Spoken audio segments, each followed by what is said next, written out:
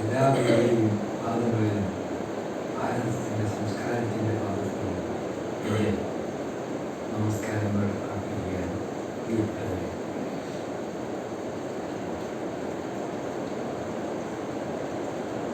ഒരു സപ്താഹം കൂടി ഇങ്ങനെ സമാപനത്തിലേക്ക് എത്താൻ പോവുകയാണ്.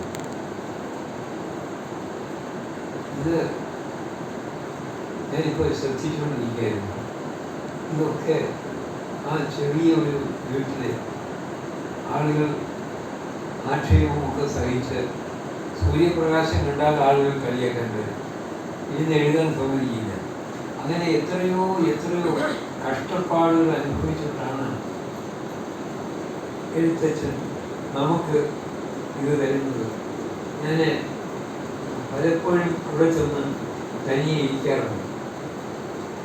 ഇരിക്കുമ്പോഴൊക്കെ ഭാഗവതത്തിൽ കൂടെയുള്ള സുഖമോ അല്ലെങ്കിൽ അതിൻ്റെ അർത്ഥഗാംഭീര്യമോ അതിൽ കൂടി നേടിയെടുക്കുന്ന കാര്യങ്ങളോ ഒന്നുമല്ല. ഒരു ഭാഗവതം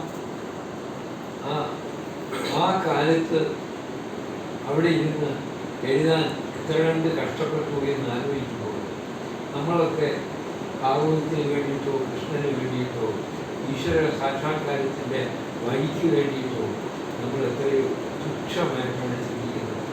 ഇന്നുപോലും അദ്ദേഹത്തിൻ്റെ കാര്യങ്ങൾ പറയാനായിട്ട് ഞാൻ അല്പം മുമ്പേ ഇൻ്റർനെറ്റിൽ ഞാൻ ഇത് വായിച്ചു.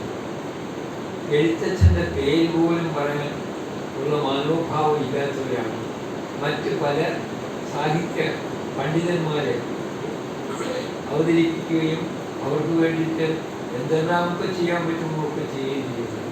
പക്ഷേ എഴുത്തച്ഛന് വേണ്ടിയിട്ട് ഒരു ആരാധന നടത്താൻ, എഴുത്തച്ഛൻ്റെ ഭാഗവത്തിന് തന്നെ അത് കിളിപ്പാട്ടെന്ന് പറയും. അതിൻ്റെ അർത്ഥം അറിഞ്ഞുകൂടാ. കിളിയായിട്ട് വന്നിരിക്കുന്നത് സാക്ഷാൽ സരസ്വതി ദേവിയാണ്. ആ ദേവിയുടെ മുഖത്തിൽ നിന്ന് കിളി കൊഞ്ചലോടുകൂടിയാണ് പറയുന്നത്.